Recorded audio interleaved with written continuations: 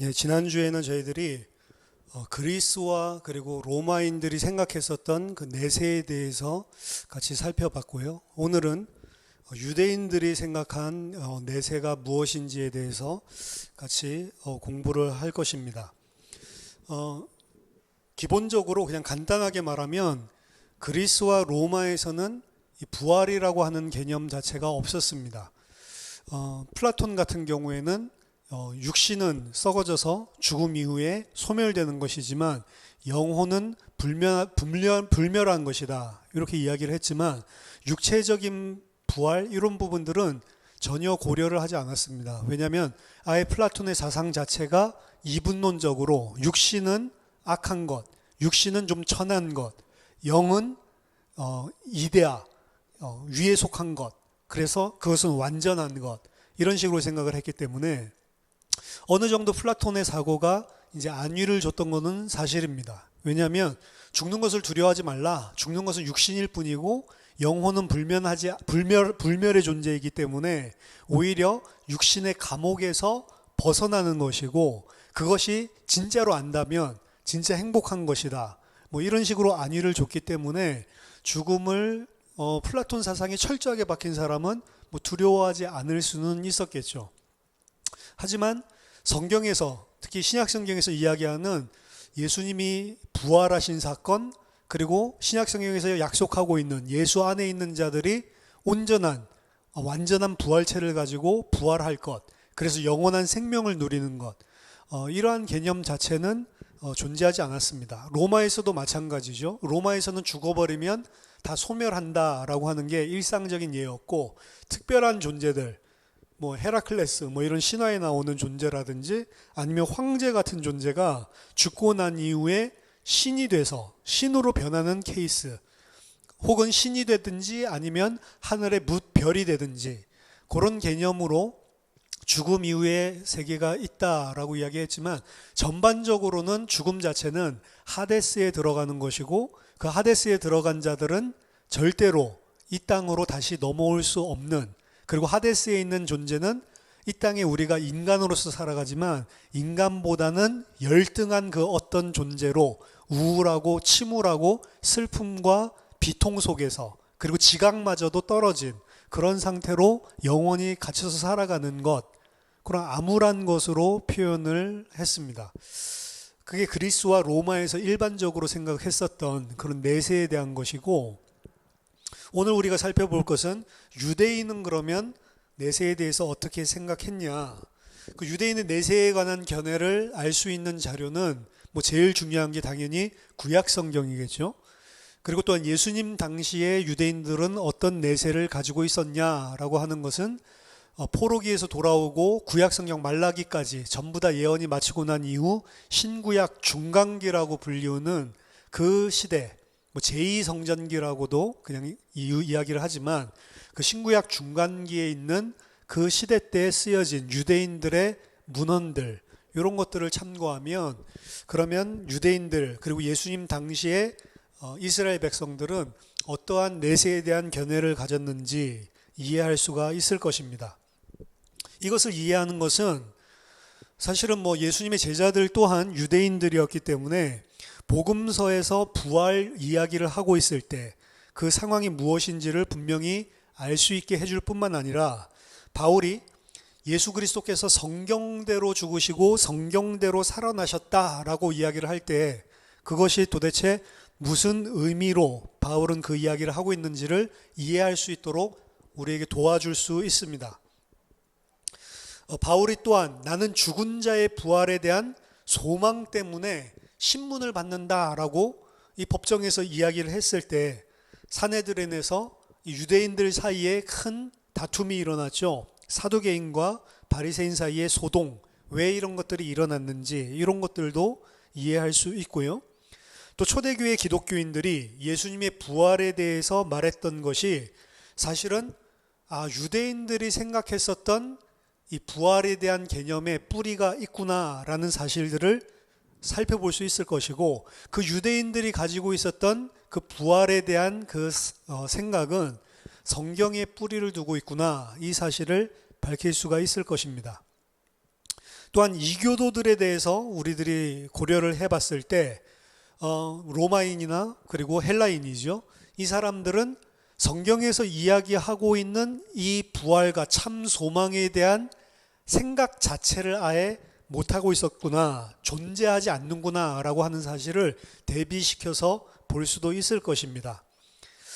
만약에 부활에 대한 소망이 있다라고 한다면 사실은 그리스나 로마에서는 찾아볼 수가 없는 것이고, 어떻게 본다면 그 당시에 유대인들이 유일하게 소망하고 있는 내용이다라고 볼 수가 있습니다. 우리나라를 포함하거나 다른 세계의 나라들을 포함해서도 비슷할 것입니다. 부활할 것이다. 그리고 온전한 육체를 가지고 부활할 거다. 요거에 대한 개념은 거의 없죠. 죽은 다음에 내세의 세계에 대해서 이야기하는 그런 동서양의 다른 민족들은 있었겠지만 온전한 육체, 그게 뭔지도 모르는데요. 사실은 온전한 육체를 가지고 지금 썩어질 육체가 아니고 부활한다라고 하는 개념 자체는 사실은 상상하기 힘들고, 그 당시에 이 고대 근동지방에서는 유일하게 유대인들이 가지고 있었던 것이다라고 볼 수가 있습니다. 먼저 구약에 대해서 같이 살펴볼 건데요. 일단 먼저 기억할 거는 구약 성경에 이 부활의 개념이 등장하기는 합니다. 하지만 상당히 드물게 등장할 뿐만 아니라 성경 자체로 본다면 오경이나 이런 초기에 쓰여진 글들에는 전혀 존재를 하지 않고요. 뒤늦게 나중에 등장한다는 점입니다. 따라서 전체 구약의 메시지에 견주어서 본다면 사실은 부활이라고 하는 것은 구약 메시지에서는 어떻게 보면은 분량이나 그리고 거기에 대해서 이야기하고 있는 강도, 이런 것들을 조금 생각을 해본다면 어떻게 보면 구약 전체 신학에 있어서는 주변적인 것에 불과할 정도로 사실은 많이 언급되고 있는 것은 아닙니다. 심지어 구약에 있는 어떠한 본문은 그리스의 좀 전에 그리스의 죽음에 대한 개념, 내세에 대한 개념에 대해서 살펴봤는데 호모의 개념과 그렇게 다르지 않습니다. 어떤 사람이 죽는다라고 하는 것은 그의 조상과 함께 잠잔다라고 구약에서는 표현을 하는데요. 그런 잠자는 상태가 바로 무의 상태로 바로 옆에 있는 사후의 세계에 들어가는 것이다라고 그런 정도로만 묘사하고 있는 구약의 내세관이 많이 존재를 합니다. 예를 들면 시편 6편 5절에서는 사망 중에서는 주를 기억하는 일이 없사오니 스올에서 주께 감사할 자 누구리까? 이 호모에서 이야기하는 죽은 자의 상태랑 비슷하죠. 주를 기억하지도 못하고 그렇기 때문에 주께 감사할 수도 없는 상태. 호모에서 등장한 이 유령도 비슷하게 실제로 돌아가고 있는 일들이나 이런 것들에 대해서는 전혀 인지를 못하는, 그래서 아까 전에 말했듯이 지금 현세에서 살고 있는 인간보다는 좀 열등한 존재, 이런 식으로 이야기를 했는데 그런 것과 마치 유사한 것 같은 표현이 등장을 하기도 하고요. 시편 115편 17절에서도 죽은 자들은 여호와를 찬양하지 못하나니 적막한 데로 내려가는 자들은 아무도 찬양하지 못하리로다. 이 찬양할 수 없는 그런 우울한 분위기, 이런 것들도 그리스의 호모랑 굳이 그렇게 구분이 안 되는 이런 표현들도 구약에 많이 산재해 있습니다. 이러한 본문과 또 비슷한 내용들을 담은 본문들은 이제 그 죽고 난 다음에 내려가는 그 세계를 스올, 구덩이, 무덤 혹은 어두움이라고 언급을 하고 있습니다. 이런 용어들은 서로 교환해서 사용 가능했었던 언어들이고요. 전부 다 우울함, 그리고 절망, 그리고 적막함, 그리고 삶을 더 이상 즐길 수 없는 곳, 여호와 하나님의 은총이 없고 은총을 알지도 못하고 찬양할 수도 없고 그분의 임재가 없는 장소를 의미하는 것입니다. 따라서 호모와 마찬가지로 이 죽음에서 묘사하고 있는 죽은 자의 상태는 어떠한 행복도 없고 어둡고 우울한 그런 세계인 거죠. 그리고 많은 일들이 실제로 발생하지도 않습니다. 따라서 이런 식으로 표현된 구약의 내용들도 상당히 많이 존재합니다. 이거는 그때 당시에 이교도들도 가지고 있었던 그런 내세관이죠. 스올에서의 계속적인 이 활동의 가장 활발한 성경적인 장면은 사실은 이 사실을 확증해 줄 뿐입니다.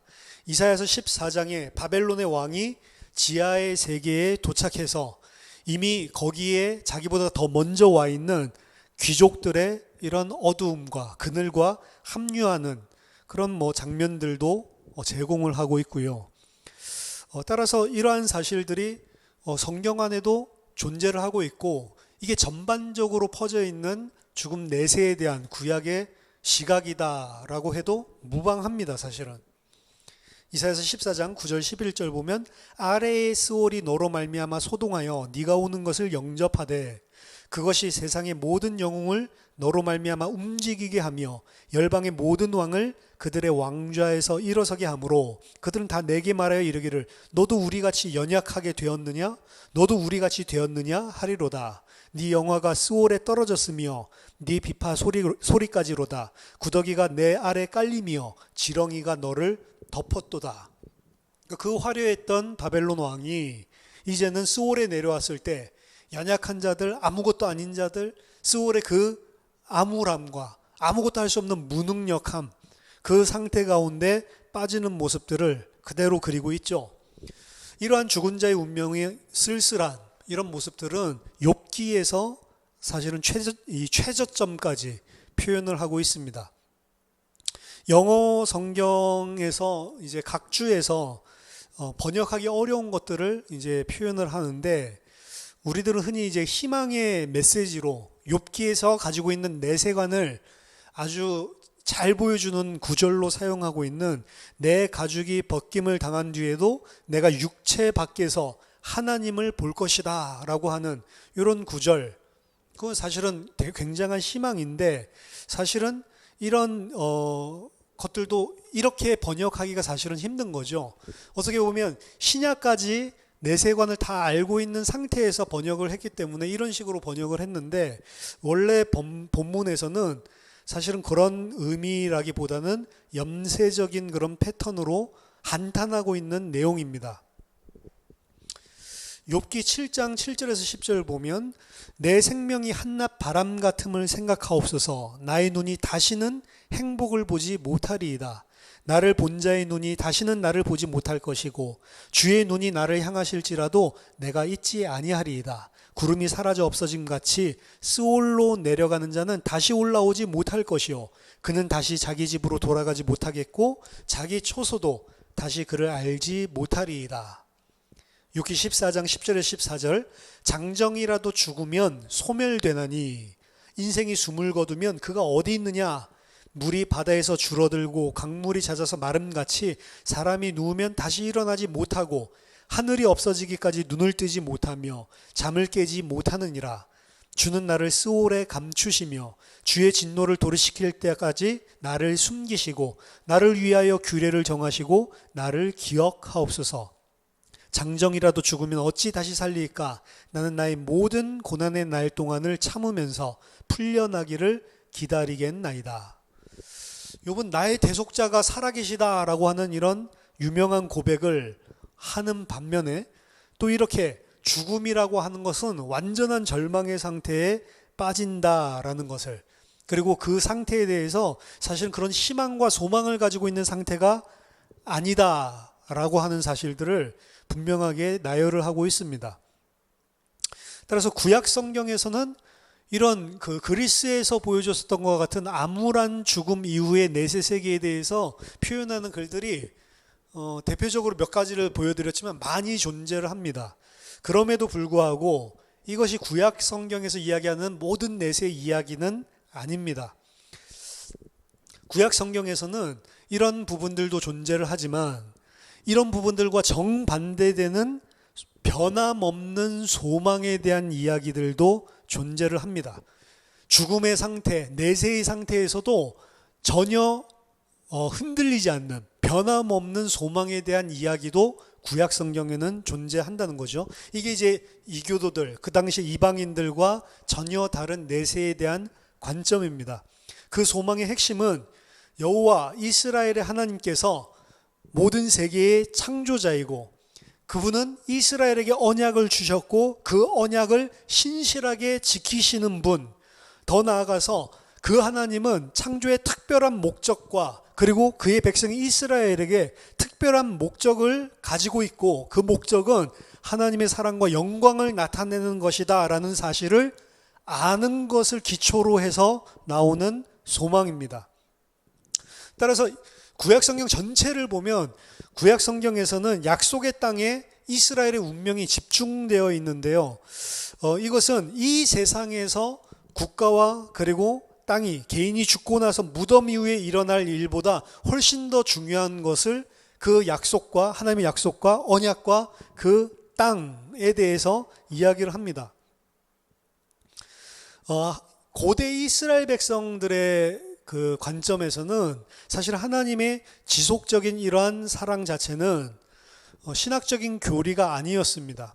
그것들은 문학의 많은 부분들, 특별히 시편 같은 그런 글들 속에서 생생한 개인적인 경험을 이야기하는 것이지 신학적인 추상적인 것이 아니었다는 거죠. 따라서 죽고 난 이후에도 뭔가 하나님은 영원하신 분이고 하나님은 신실하신 분이고 하나님의 언약은 반드시 성취되기 때문에 이 현세에서 죽고 난 이후에도 하나님의 언약은 반드시 실현된다라고 하는 그 포인트에서 이들은 세상 사람들과 다른 어떠한 소망의 이야기를 담고 있는 게 이게 구약성경이라는 이야기죠. 예를 든다면 창세기 1장에서 3장 이야기를 간단하게 본다면 아담은 사실은 거의 온전하다라고 볼 수 있는 완벽한 세상 속에 하나님의 부름을 받고 하나님의 귀히 여기는 하나님의 형상이었고 하나님과 함께 하나님이 창조한 모든 것을 다스리는 이런 왕적인 존재였습니다. 그들은 죽을 수 없는 존재는 아니었지만 그들이 하나님께 온전히 순종하는 그 조건 하에서 사실은 죽음도 알지 못하는 존재였죠. 왕 같은 제사장이었습니다. 그런데 뱀에 의해서 창세기 3장에서 죽음이 그들 가운데 들어오게 된 거죠. 그때 이제 죽음이라고 하는 개념은 원래 아담에게 속하지 않은 것인데 뭔가 아담의 세계에 죄로 말미암아 침입해서 침투해서 들어온 존재로 사실은 이야기를 하고 있고 그것이 뭔가 부정적인 잘못된 것, 원래는 있어서는 안 되는 것, 아담의 생애는 원래는 죽음과 상관없어야 할 것을 미리 상정해 놓고 문제가 발생한 것으로 이야기를 하고 있는 것을 알 수가 있습니다. 그래서 아담을 에덴으로 내어쫓는 추방, 요거는 사실은 죽음을 의미하는 것이었고 그리고 이 죽음은 하나님께서 없는 것에서 있는 것으로 아담을 만드셨다라고 하면 이 죽음은 다시 없음의 상태로 돌아가는 것을 의미하는 것이었습니다. 하지만 아담의 이야기가 거기서 끝나는 것이 아니죠. 이 아담의 이야기는 이스라엘의 이야기와 동일한 이 병행으로 사실은 성경에서 이야기를 하고 있는데 이스라엘이 원래 있어야 될 하나님의 약속의 땅 가나안 땅에서 죄로 말미암아 추방되죠. 그게 이제 죽음의 상태, 없음의 상태로 내려가는 상태인데 거기에서 다시 하나님께서 회복하신다라고 하는 그 하나님이 주시는 언약, 너희들을 반드시 옛 땅으로, 너희들을 반드시 그 약속의 땅으로 내가 회복하고 너희들을 새롭게 만들어 줄 것이다 라고 하는 소망이 여전히 존재를 하고 있는 게 이게 창세기 3장도 아담에게도 마찬가지고 아담도 거기서 끝이 아니라 하나님이 다시 살아날 수 있는 소망을 주시고 이스라엘도 바벨론의 포로 상태 그리고 지금 포로에서 육신적으로 돌아왔지만 여전히 포로 상태를 살고 있는 그 이스라엘에게도 그게 끝이 아니고 진짜 모든 하나님의 신실한 백성들에게 이루실 소망에 대해서 이야기하고 있는 게 성경입니다. 구약성경. 그래서 여호와는 산자의 하나님이요 죽은 자의 하나님이 아니다. 심지어 그들이 죽었다 하더라도 그건 죽은 것이 아니고 잠자는 것이다 라고 이제 자주 표현을 하고 있는 것입니다. 그래서 하나님은 없음으로부터 있음을 창조했는데 그 있음이 무슨 목적이 있기 때문에 창조를 하신 것이지 그것이 그들의 죄와 죽음이라는 문제 때문에 다시 없음으로 돌아가 버리고 끝나는 것이라면 사실은 하나님이 처음부터 애초에 창조할 이유 자체가 없었다라는 논리가 전체적으로 존재를 합니다. 그래서 성경 안에서, 구약 성경 안에서 가지고 있는 소망은 우리의 지금 이 추방된 상태, 하나님의 약속과 하나님의 언약에서 떨어진 것 같이 죽음의 상태, 없음의 상태로 나락에 떨어진 것 같은 이 상태가 나중에 결국 신실하신 하나님이 이전에 있었던 것보다 더한 영광의 상태로 회복하고 그것을 재창조, 새로운 창조, 갱신이라고 이야기합니다. 하나님의 백성과 하나님의 백성뿐만 아니라 온 세상을 하나님이 새로운 창조 질서로 하나님께서 재창조하실 것이다. 언약도 재갱신을 하고 하나님의 백성도 새로운 창조로 갱신을 하고, 그래서 영원한 상태로 하나님과 함께 영화로운 상태로 들어가게 될 것이다 라고 하는 패턴이 이 사실은 구약 성경 전체에서 보여주고 있는 이스라엘의 언약의 구조입니다. 그게 전체가 구약 성경이 이야기하고 있는 거기 때문에 사실은 어떤 일부분을 내세에 대해서 구체적으로 이야기하고 있는 본문을 가지고 여기 내세에서 부활을 이야기하고 있냐 없냐 그런 걸 따지기 전에 구약 성경에서 그려주고 있는 언약 이야기, 언약의 구조 큰 틀 자체가 사실은 부활이라고 하는 것을 상정하고 있는 큰 구조라는 것부터 먼저 생각을 해야 됩니다. 모세는 이스라엘 백성들 앞에 그 율법을 주면서 뭐라고 이야기했냐면 내가 너희들 앞에 생명과 죽음, 복과 저주를 내어놓았다. 그러면 너희들이 무엇을 택하고 무엇을 선택할지는 너희들이 정해라. 선택권을 주죠. 근데 그 선택은 모세가 이미 오경 안에서 예언하듯이 모세는 이미 알고 있습니다. 너희들은 반드시 멸망받을 것이다. 너희들에게는 생명을 선택을 하는 게 아니고 이 죽음과 그리고 이 저주를 선택하고 반드시 그날에 멸망당할 것이다 라는 것을 이야기합니다. 그럼에도 불구하고 또 모세는 뭘 이야기하냐면 그렇지만 하나님은 너희를 반드시 그 멸망의 상태에서 반드시 이 약속의 땅으로, 이 복의 상태로, 이 생명의 상태로 너희들에게 새 마음을 주고 새로운 백성을 만들어서 반드시 회복할 수 있는 그날이 올 것이다 라고 하는 좀 전에 이야기했던 이 큰 패턴을 이미 오경 안에서부터 이야기를 하고 있다는 거죠. 그래서 오경 안에서는 사실 내세에 대한 이야기는 없어요. 그냥 오경 안에서의 죽음 이후의 세계가 있냐라고 봤을 때 없습니다. 그럼에도 불구하고 이 이스라엘이 사실은 나중에 발전하게 되는 이 내세라고 하는 개념은 이미 신명기 안에 모세의 오경 안에 이야기하고 있는 이스라엘의 언약 구조의 패턴으로부터 발전해서 내세에 대한 개념이 나중에는 발전돼서 이제 내세가 무엇인지 그리고 부활이 무엇인지가 나오게 된다는 거죠.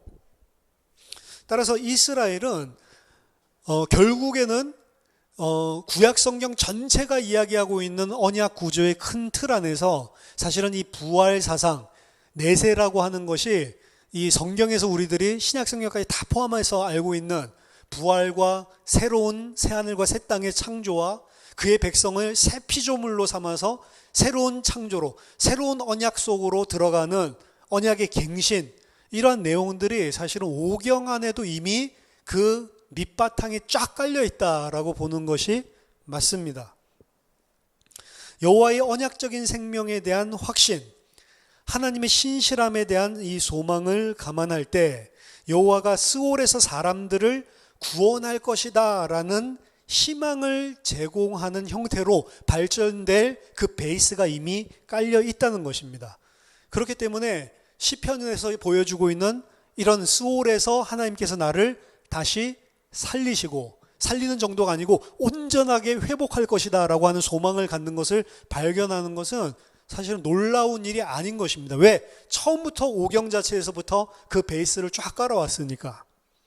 시편 16편 9절에서 11절 보면 이러므로 나의 마음이 기쁘고 나의 영도 즐거워하며 내 육체도 안전히 살리니 이는 주께서 내 영혼을 스올에 버리지 아니하시며 주의 거룩한 자를 멸망시키지 않으실 것임이니이다. 주께서 생명의 길을 내게 보이시리니 주의 앞에는 충만한 기쁨이 있고 주의 오른쪽에는 영원한 즐거움이 있나이다. 자, 이것은 죽음을 벗어나서 죽음을 통과해서 그 너머에 있는 영원한 생명, 그리고 그때 그날이 왔을 때 가지게 될 영원한 즐거움에 대해서 이야기하고 있는 내용이란 말이죠. 물론 뭐 이걸 가지고 의심하는 사람들도 있지만 분명히 그 내용 자체가 사실은 죽음을 통과해서 죽음을 뛰어넘어서 영원한 생명으로 하나님께서 살려주신다라는 그 소망이 분명히 담겨 있는 내용입니다. 시편 73편 21절에서 26절에 보면 내 마음이 산란하며 내 양심이 찔렸나이다. 내가 이같이 우매무지함으로 주 앞에 짐승이 오나 내가 항상 주와 함께하니 주께서 내 오른손을 붙드셨나이다. 주의 교훈으로 나를 인도하시고 후에는 영광으로 나를 영접하리니 하늘에서는 주 외에 누가 내게 있으리요 땅에서는 주밖에 내가 사모할 리 없나이다. 내 육체와 마음은 쇠약하나 하나님은 내 마음의 반석이시오 영원한 분기시라. 여호와께서 그를 영광 중에, 죽은 이후에도 영광 중에 그를 영접한다. 시편 49편 14절 15절에서도 그들은 양같이 스올에 두기로 작정되었으니 사망이 그들의 목자일 것이라. 정직한 자들이 아침에 그들을 다스리리니 그들의 아름다움은 소멸하고 스올이 그들의 거처가 되리라. 그러나 하나님은 나를 영접하시리니 이러므로 내 영혼을 스올의 권세에서 건져내시리로다. 따라서 여기에서는 소망을 가지고 있어요. 스올에 내려간다 할지라도 하나님은 의인인 나, 하나님을 신뢰하고 있는 나를 버려두지 않고 반드시 그곳에서 건져내서 영광으로 영접을 하신다라고 하는 사실을 이야기하는 것입니다. 이러한 그 내세에 대한 소망을 작은 빛처럼, 잠깐 반짝이는 빛처럼 보여주고 있는 이것은 사람이 만들어낸, 아까 플라톤이 뭐 이야기하는 것 뭐 이런 것들처럼 불멸하는 영혼 이런 것 같은 기초가 아니고, 왜 이런 사상이 싹트게 됐냐면 여호와 하나님은 언약에 신실하신 분이다라고 하는 한 팩트에서 이게 모든 게 다 발전되고 있다는 것을 알 수 있습니다. 사람으로서는 소망을 가질 수 없는 스올의 상태, 죽음의 상태이지만 하나님은 신실하시고 하나님은 창조주이시고 하나님은 영원하신 분이고 하나님은 반드시 그 언약을 성취하시는 분이기 때문에 지금 잠깐 보이는 스올이, 잠깐 보이는 죽음이 넘어선 그것을 가지고서라도 하나님은 반드시 그 언약을 신실하게 지키실 것이다. 하나님의 성품과 능력에 대한 신뢰에서부터 이 소망이 이루어지고 있는 것입니다. 따라서 여호와가 소망의 바탕 정도가 아니고 소망의 본질인 것을 알 수 있습니다. 여호와가 그래서 의인, 독실한 이스라엘의 유업, 분기시고요. 그리고 여호와를 창조주, 생명을 주시는 분, 궁극적으로 공의를 이루시고 그 언약을 신실하게 이루실 분으로, 따라서 지금 내가 죽임을 당하거나 지금 내가 그 여호와를 온전하게 순전하게 바라보는데도 불구하고 불공평하게 핍박을 당하고 고통을 당하고 심지어 죽임을 당한다 할지라도 여호와 하나님은 공의로우신 분이고 그분은 신실하신 분이고 그분은 반드시 그 언약을 이루실 분이기 때문에 죽음과 상관없이 죽음을 뛰어넘어서라도 그분은 그 언약을, 그 공의를 반드시 보여줄 거다. 여호와 하나님으로부터, 하나님에 대한 신뢰로부터 나오는 그런 소망이라고 볼 수가 있는 것입니다. 물론 이것은 성경 안에, 구약 성경 안에 몇몇의 핵심적인 본문들에서 이야기하고 있는 소망인 것은 맞습니다. 전반적으로 이게 쫙 깔려 있다 이것은 아닙니다. 그럼에도 불구하고 구약에서는 여기에 대한 선명한 그런 이 소망을 담고 있는 본문들을 분명히 포함하고 있다는 거죠. 이스라엘의 이 언약에 대한 확고한 믿음은 이스라엘이 경험한, 그리고 지금 예수님 당시에 경험하고 있는 이런 포로기, 하나님의 땅으로부터 추방된 그 추방을 사실은 경험을 하고 있는데도 불구하고 하나님은 그것과 상관없이 분명히 신실하게 하나님의 백성들을 입증하시고 하나님의 백성들에게 그 소망을 이루어 주실 것이다 라고 하는 믿음의 사실은 기초를 하고 있는 것입니다. 따라서 이러한 내용들은 에스겔서 37장의 마른 뼈들을 하나님께서 완전히 여호와의 군대로 다 살려내는 이러한 장면을 통해서 대표적으로 약속을 하고 있고요. 이게 대표적으로 에스겔서 37장에 마른 뼈들이 살아나고 생기가 들어가서 여호와의 군대로 일어서는 이 장면이 부활을 약속하는 그런 본문 중에 하나로 가장 대표적인 본문으로 손꼽히는 구약의 본문이거든요. 이것은 부정한 이스라엘이 정하게 되고 추방된 이스라엘이 다시 약속의 땅으로 회복되고 흩어졌던 이스라엘이 다시 모이게 되는 것에 대한 생생한 비유입니다. 새 창조의 강력한 언약을 갱신하는 이러한 행동들에 의해서 이제 다윗의 왕국은 다시 온전하게 회복될 것이고 새로운 성전은 지어지게 될 거다. 에스겔서 47장에 등장을 하죠. 또한 우리가 죽음의 반대편에서 육신적인 생명, 육신적인 부활, 여기에 관한 최초의 언급을 구체적으로 찾을 수 있는 곳은 BC 8세기의 선지자 호세아서입니다. 호세아서 6장 1절 2절 보면 오라 우리가 여호와께로 돌아가자. 여호와께서 우리를 찢으셨으나 도로 낫게 하실 것이요 우리를 치셨으나 싸매어 주실 것이라. 여호와께서 이틀 후에 우리를 살리시며 셋째 날에 우리를 일으키시리니 우리가 그의 앞에서 살리라. 사실 호세아 안에서 이 책의 문단은 사실은 이 긍정적인 기도의 내용이 아닙니다. 하지만 나중에 지금 이 호세아서 6장 1절 2절의 이 기도는 여호와께서 다시 생명을 불어넣어 주고 다시 그들에게 생명을 주고 다시 그들을 회복시키는 능력에 대한 믿음으로 이해되기 시작을 했죠. 호세아의 또 다른 본문도 비슷한 죽음 이후의 생명의 언어를 활용하는데요. 호세아서 13장 14절 15절 내가 그들을 스올의 권세에서 속량하며 사망에서 구속하리니 사망아 네 재앙이 어디 있느냐 스올아 네 멸망이 어디 있느냐 뉘우침이 내 눈앞에서 숨으리라. 그가 비록 형제 중에서 결실하나 동풍이 오리니 곧 광야에서 일어나는 여호와의 바람이라. 그의 근원이 마르며 그의 샘이 마르고 그 쌓아둔 바 모든 보배의 그릇이 약탈되리로다. 이 광야에서의 동풍, 이거는 마치 그 이스라엘이 출애굽할 때 불었던 동풍, 그것을 상기시키는 이야기죠. 죽음 가운데서 그들을 살리시고 그들을 새로운 하나님의 백성으로 태어나게 하는, 스올의 권세에 묶여있고 사망의 권세에 묶여있었던 그들에게 스올이야 너가 어디 있냐, 사망아 죽음아 네가 어디 있냐. 나중에 이제 바울이 이 본문을 가지고 쓰기도 하는데, 그래서 스올의 죽음으로부터 속량한다라는 것을 분명하게 이야기를 하고 있습니다. 물론 이것도 호세아서의 문맥에서는 사실은 스올에서 속량한다라고 하는 개념 자체를 좀 부정적인 의미로 사실은 사용되고 있는 것이 맞는데, 나중에는 이것이 이 본문 자체가 우리를 스올에서 하나님께서 건져내실 것이다 라고 하는 소망으로 새롭게 이해되기 시작을 하죠.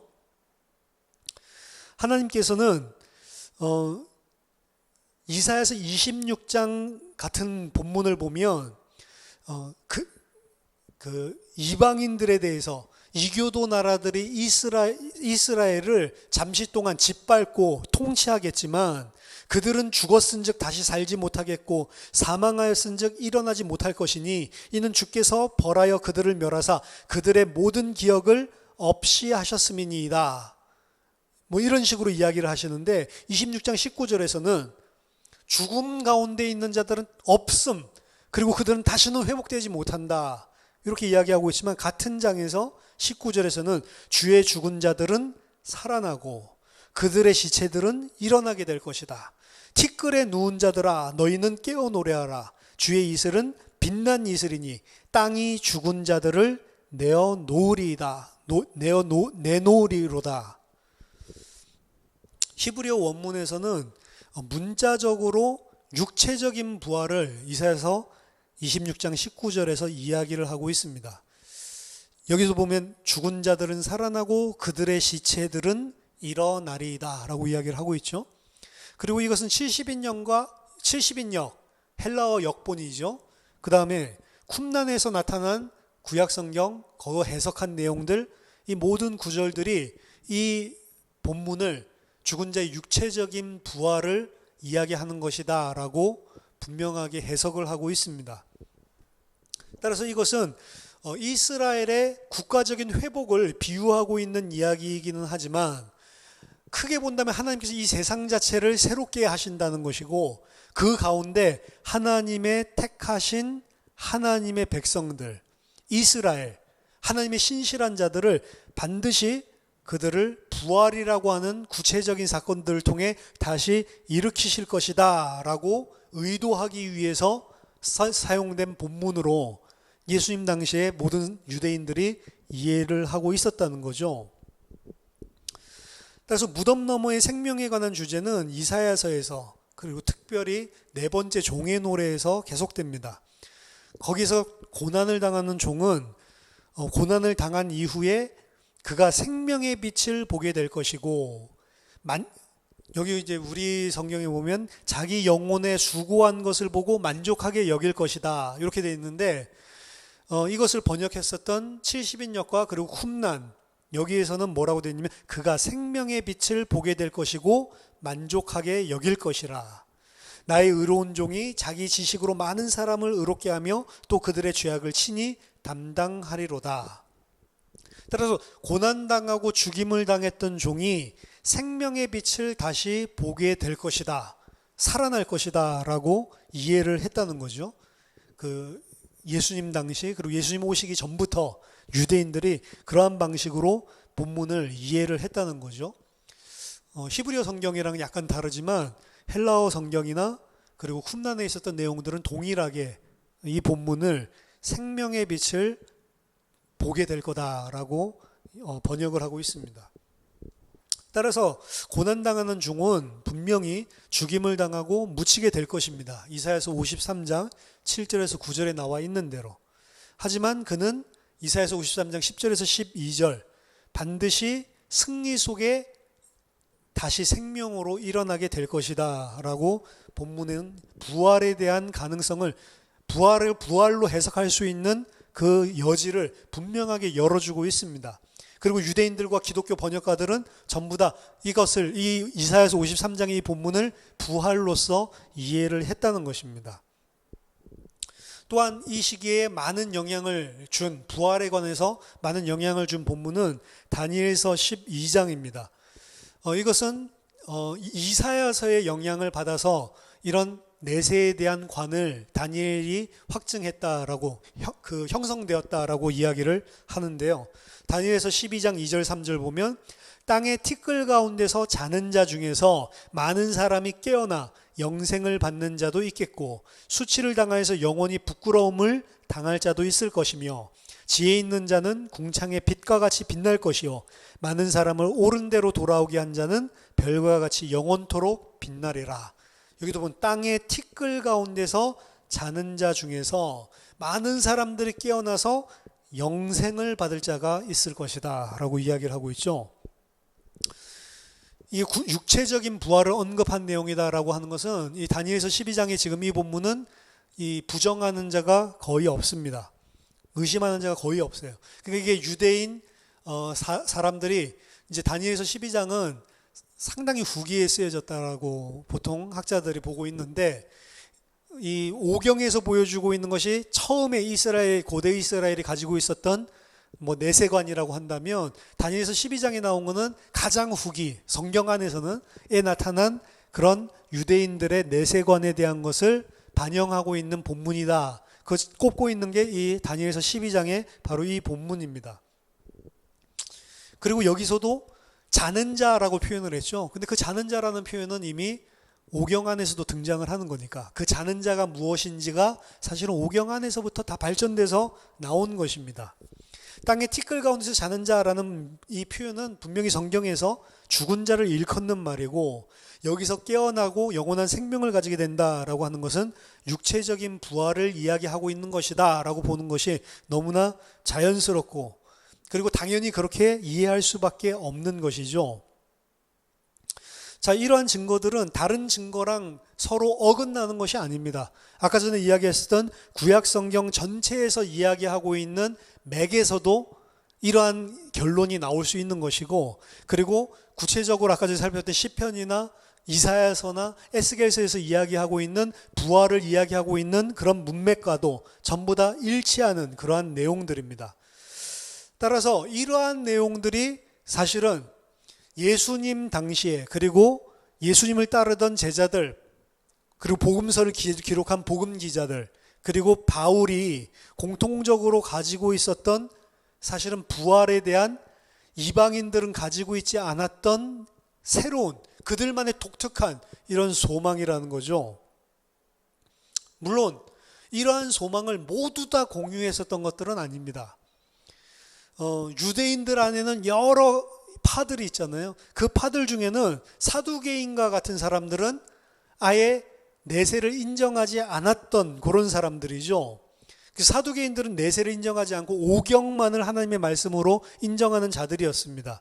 그래서 사두개인을 위시해서 사두개인들 주변에 있었던 귀족 계층, 이런 사람들은 내세를 사실은 부정했습니다. 왜? 내세라고 하는 것은 사실은 이스라엘 가운데 누가 소망하는 것이냐면 이 현세에서 고난당하고 있는 사람들의 몫이었어요. 그 사람들은 성경을 보면서 계속해서 이 땅에서 너무나 고난당하고, 이 땅에 하나님의 나라가 임하지 않은 것 같고, 이 땅에 지금 아직 하나님께서 주신 그 언약이 온전하게 이루어지지 않았다는 것을 보면서 그 날은 반드시 올 것이다, 여호와를 바라보고 있는 사람들이, 이 사람들이 아까 전에 이런 본문들을 통해서 가지게 된 게 부활의 소망이란 말이에요. 근데 사두개인들과 귀족들은 자신들이 현세에서 차지하고 있을 권세와 지위와 부와 이 모든 것을 누리고 있었던 자들입니다. 그들의 입장에서 본다면 이들이 생각하고 있는 이 부활과 이 내세에 대한 것은 새로운 창조 질서가 다시 확립되는 것, 지금 뭔가 잘못 돌아가고 있는 이 세상을 반전 뒤집어 놓는 것, 이런 개념으로 사실은 인식이 됐기 때문에, 그럼 내가 지금 이 땅에서 잘 살고 있는데 저 사람들 말이 맞다면 하나님의 그 시간표가 오면 이 질서가 완전히 역전이 된다고?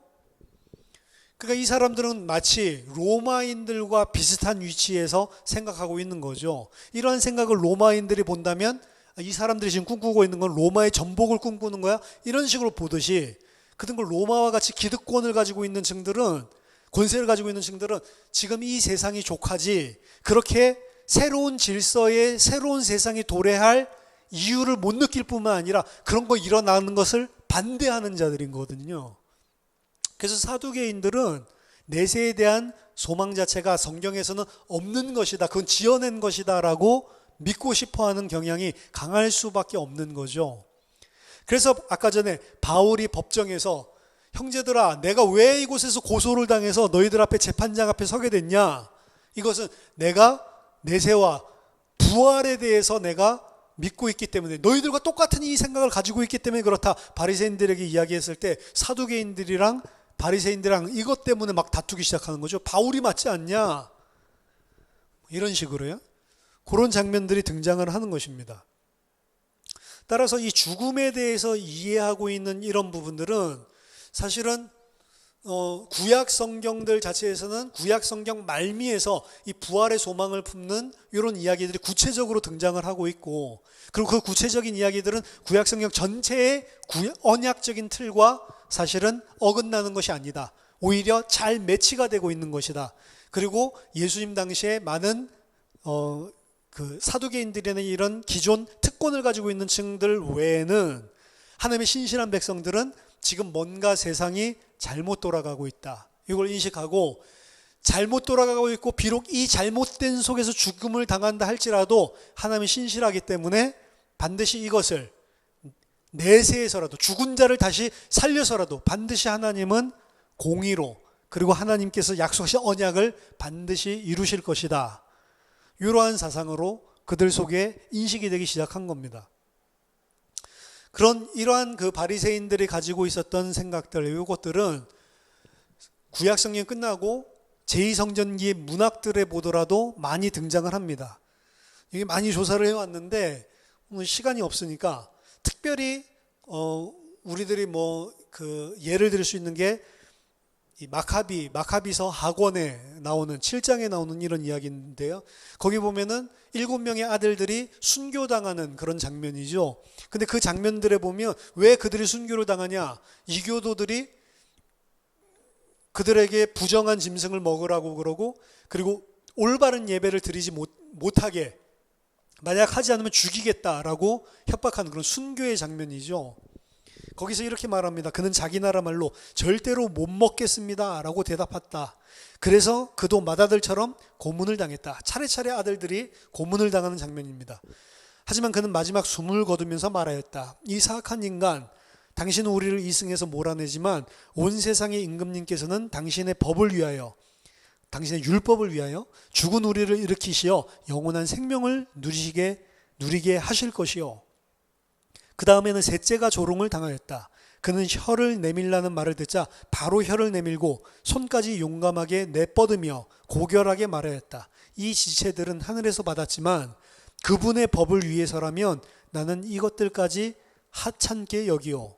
그러나 그분에게서 다시 받으리라고 희망하오. 지금 너희가 혀를 자르고 손을 자른다 할지라도 나는 하나님의 법을 위해서 이렇게 할 수밖에 없고, 하지만 그분은 다시 나에게 혀와 손을 주실 것이다 라고 이야기를 하죠. 그는 죽는 순간이 되자 이렇게 말하였다. 하느님께서 다시 일으켜 주시라는 희망을 간직하고 사람들의 손에 죽는 것이 더 낫소. 그러나 당신은 부활하여 생명을 누릴 가망이 없는 자요.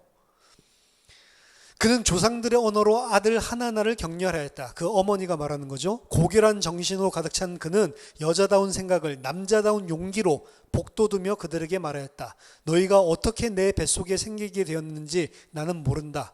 너희에게 목숨과 생명을 준 것은 내가 아니고 너희의 몸의 각 부분을 제자리에 붙여준 것도 내가 아니다. 그러므로 사람이 생겨날 때 그를 빚어내시고 만물이 생겨날 때 그것을 마련해내신 온 세상의 창조주께서 자비로이 너희에게 목숨과 생명을 다시 주실 것이다. 너희가 지금 그분의 법을 위하여 너희 자신을 하찮게 여겼기 때문이다.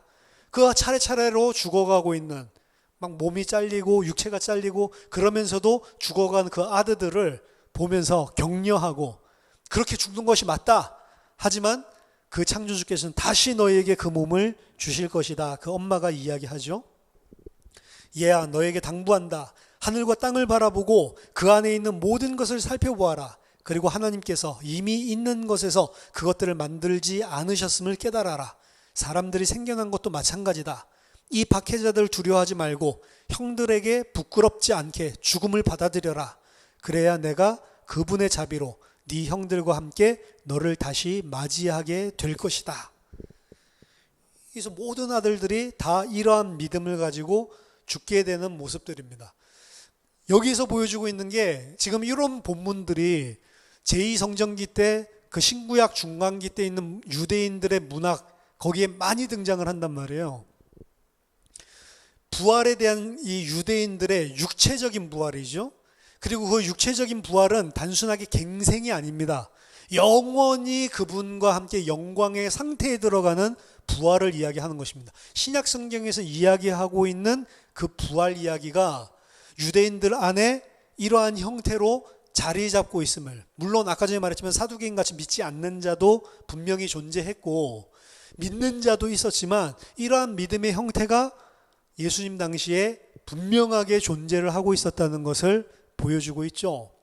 이 내용이 다니엘서 12장, 그리고 이사야서 아까 전에 살펴본 고난당하는 종, 이런 요소들에서 전부 다 혼합돼서 그들 속에 형성하게 된 그러한 사건입니다. 특별히 그 마카비서가 보여주고 있듯이 이러한 인식, 왜 부활에 대한 인식이 이렇게 선명하게 발전되게 됐나, 이 부분을 우리들이 살펴본다면 그들이 현세에 당하고 있는 고통과 죽음이라고 하는 것과 하나님의 언약과 배치가 되는 거죠. 근데 그 고난 속에서도 혹은 죽음을 당하는 속에서도 하나님은 신실하기 때문에 그 약속은 영원하다라는 것을 믿는 믿음 속에서 사실은 이 구체적인 부활 사상이 싹트게 됐음을 볼 수 있습니다. 따라서 어떻게 본다면 이 유대인들이 가지고 있었던 이 1세기에 당시에 그리고 전 세계적으로도 마찬가지일 겁니다. 영원한 육체를 가지고 부활한다는 개념 자체는 없는 것이기 때문에 어떻게 이런 독특한 것이 가지게 됐냐? 아이러니하게도 그들이 하나님의 뜻을 따라 살고자 하는 그런 의로움을 가졌는데도 불구하고 당하는 고난, 고통, 죽음, 더 이상 하나님의 언약은 이루어지지 못하는구나, 내 생에서, 이 현세에서. 이런 고통의 현실들, 죽음의 현실들 속에서 오히려 이 부활신앙이 꽃피워졌다는 거죠. 아이러니한 것입니다. 어떻게 본다면. 이런 부활에 대한 관점들은 에녹의 상사, 모세의 묵시, 솔로몬의 시가서, 또 솔로몬의 지혜서, 이런 수많은 지금까지 남아있는 많은 유대인들의 문학 속에서 동일하게 지지하고 보여주고 있는 그러한 내용들입니다. 정리를 한다면 이 시대의 유대인들은 모두 부활을 믿었던 것은 아닙니다. 하지만 이 시기에 부활을 믿었던 자들의 경우 그것은 두 가지 의미를 가지고 있습니다. 이스라엘의 회복과 새로운 육체적인 생명으로부터의 부활, 이것은 이스라엘이 회복되고 그리고 새로운 생명으로 부활할 것이다. 이것은 하나님의 재창조를 이야기하는 것이고, 지금의 세계가 끝이 나고 새로운 새하늘과 새 땅, 새로운 세계가 도래한다라고 하는 것을 가지고 있는 것입니다. 이것은 하나님이 창조주의 하나님이기 때문에 가능한 것이고, 또한 하나님은 공의의 하나님이기 때문에 가능한 것입니다. 만약에 하나님의 창조에 선하심이 없다라고 한다면 하나님의 심판은 인간을 상당히 다른 방향으로 만들게 될 것입니다. 반대로 공의가 없다라고 한다면 그 창조해도 불구하고, 새 창조를 해도 불구하고 그 슬픔이 없어지지 않을 거죠. 그래서 하나님의 창조라는 개념, 그리고 하나님의 공의라고 하는 개념, 이 두 개가 같이 동전의 양면처럼 맞물려서 나타난 게 이때의 이 부활신앙이라고 볼 수가 있습니다. 순교자들은 반드시 하나님의 공의로 말미암아 입증받을 것이고, 그리고 그들은 반드시 그 창조의 능력으로 말미암아 하나님의 새로운 영원한 생명을 소유한 부활을 분명히 받게 될 것이다. 이런 유대인의 독특한 사상, 그리스와 그리고 그레코 로마에는 없었던 그러한 죽음에 대한 사상이 신약 성경에만 등장하는 것이 아니고 유대인들 안에 꿈틀대기 시작했고, 꿈틀대던 그것들이 여러 가지 문학들을 미루어 봤을 때 다 믿지는 않았다 할지라도 유대인들 가운데 분명한, 마치 신약 성경을 보는 것과 같은 형태로 이미 부활신앙이 자리 잡고 있는 것들을 확인할 수가 있습니다. 지금까지 살펴본 이 그레코 로만 그리고 유대인의 내세에 대한 견해가 바로 신약 성경이 부활을 증언하고 있는 것에 대해서 어떻게 이해할지 도와줄 수 있는 배경 설명을 한 것입니다. 그래서 다음 시간부터는 신약 성경에서 부활을 이야기하는 건 크게 두 파트로 나눠서 바울이 보고 있는 내세와 부활에 대한 거, 그리고 복음서 기자들이 보고 있는 내세와 부활에 대한 거, 이게 크게 두 개로 나눌 수가 있는데, 이제 교회 안에서 기독교죠. 이제 예수의 부활을 보고 이제 부활 신앙을 이야기하고 있는, 내세에 대한 이야기하고 있는 그 내용에 대해서 구체적으로 살펴보도록 하겠습니다. 결국에 아이러니한 게 절대로 가질 수 어떻게 보면 형성될 수 없는 게 부활 신앙입니다. 인간의 머리로 짜는 게 아니에요. 어떻게 해서 이 부활 신앙이 이렇게 선명하게 구체적으로 발전하게 됐냐? 인간이 생각해서 고안해낸 것이 아니고, 상황이 분명히 죽음으로 말미암아 하나님의 언약이 이루어지지 않은 그런 상황인데, 하나님은 신실하시다. 하나님에 대한 믿음 때문에, 하나님의 성품에 대한 믿음, 그 확신 때문에 이 부활신앙이라고 하는 거, 내세라고 하는 관념이 구체적으로 형성이 됐다는 거죠. 하나님의 신실하심을 분명하게 인정하고 어떠한 현실에도 타협하지 않고 하나님은 신실하시고 그 언약은 반드시 이루어지고 그의 약속은 진실한 것이 맞다, 진리다라고 믿는 그 하나님을 믿는 믿음으로부터 이 부활신앙 그리고 내세에 대한 것, 새 창조 이런 모든 것들이 정립되기 시작을 한 겁니다. 저희들도 마찬가지입니다. 결국에 하나님께서 요구하시는 것은 현실과 타협하지 않는 믿음입니다. 현실을 쳐다보고 현실에서는 심지어 이 땅에서의 죽을 때까지도 하나님의 신실하심과 공의로우심과 하나님이 우리를 위하시는 것 같지 않은 것 같이 보이는 그런 현실 속에서도 하나님을 신뢰하는 거죠. 그게 사실은 믿음의 본질이란 말이에요. 히브리 기자가 이야기하듯이 그래서 믿음은 실상이라고 하는 거고 우리들이 보는 현실은 지금 우리가 살고 있는 이 세상에서 보고 있는 이 모든 육신은 사실은 허상이라고 하는 거죠. 유대인들이 예수님 당시에 가졌던 이 내세관, 구약 성경에 있었던 내세관 이런 것들을 살펴보는 것 같지만 사실은 우리들에게 믿음이 무엇인지를 그리고 진짜 예수를 믿고 진짜 하나님을 믿는다는 게 무엇인지를 어떻게 보면 메시지를 전달해 주고 있는 내용이 아닌가 이렇게 생각해 봅니다.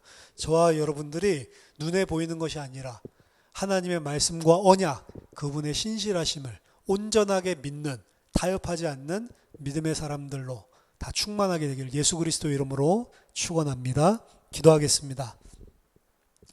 하나님 은혜를 감사드립니다. 이 눈에 그 어떠한 증거를 아니 주셔도 주님의 약속과 언약을 신실하게 믿는 믿음의 사람들이 다 될 수 있도록 우리에게 은혜를 베풀어 주시옵소서. 신실하신 그 하나님을 믿기 때문에 하나님 모든 것을 다 뛰어넘고 심지어 죽음까지도 다 감당했었던 순교자들처럼 하나님 이 땅의 것에 매이지 아니하고 이 땅에서 손해보고 이 땅에서 핍박당하고 또 이 땅에서 모든 것을 다 잃는다 할지라도 영원한 것을 소유했음을 아는 믿음으로 승리할 수 있도록 우리의 믿음을 도와 주시옵소서. 예수 그리스도 이름으로 기도하옵나이다. 아멘.